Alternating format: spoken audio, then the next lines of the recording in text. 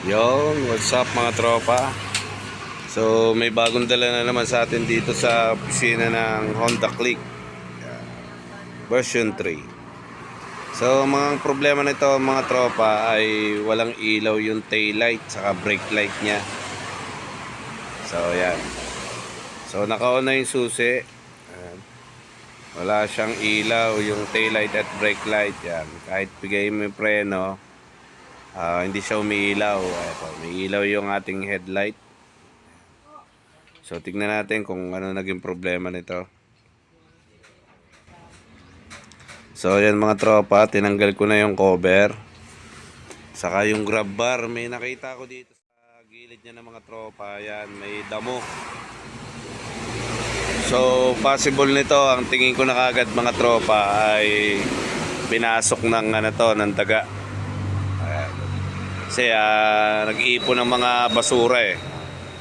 So baka balak nitong bahayan tong motor na to. So buksan ko lang to mga tropa. Tignan natin kung sigurado dito nginat-ngat na to. So ito na mga tropa, nabaklas ko na yung Honda Click na walang taillight. So ito yung bumungad sa atin mga tropa. Ayan. So binahayan ng daga. Siguro yung parkingan nito tabing bukid o malapit sa kanal. So 7 months lang ito mga tropa, itong motor na ito. So yan ang nakuha natin na dumi. Ayan, o. So iniipon ng daga yan. Ayan. So ang naging problema niya kaya wala siyang taillight at brake light. Ito mga tropa. Ayan. Kinain na rin ng daga. Ito. Ayan. Dilim. Dahil lang bro. Yan. Ito mga tropa. Oh.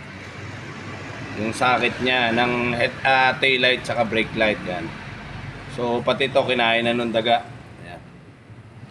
So perwisyo talaga. So yan. Dudugtungan lang natin yan mga tropa. Tapos sitingnan natin yung ibang linya kung may iba pang naputol. Ayan oh. Halos putol na putol talaga oh.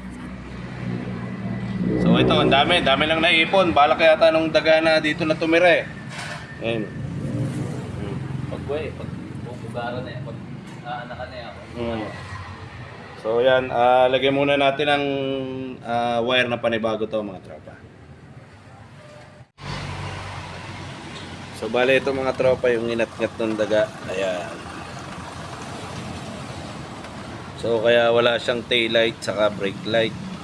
So dito yung sakit niya. So buti na lang mga tropa, may natirang konti. Yan, maliit na lang eh. So pwede pa tayo mag-tap dito. So tatabasan na lang natin ng konti yung gitna. Ito kasi yung sakit na galing sa harness. Kaya ito. Yan. Ito yung papunta sa harness eh. So dugtungan na lang natin ng tape. Yan. So ito na yun mga tropa. Nalagyan na natin ng tape. So nadugtungan ko na rin to ng bagong wire. Ayan, medyo hinabaan ko na ng konti. Tupiin na lang natin sa loob pagka sobra. So yan, nakadugtong na siya rito. Asalpak na lang natin to kung gagana. Sige, buuin muna natin. So yan mga tropa, okay na. Naikabit na natin yung fairings at saka yung taillight. Ayan. So tignan naman natin ngayon kung gagana yung taillight saka yung brake light. So on tayo ng susi. Yan, meron tayong headlight. Tignan natin yung taillight kung meron. So yan mga tropa, okay na, gumagana na yung taillight natin saka yung brake light. Natin brake light kung ilaw. Yan mga tropa. So yan, gumagana yung ating brake light pag pinindot. So okay na, ilan naging problema mga tropa. So nadali nung daga.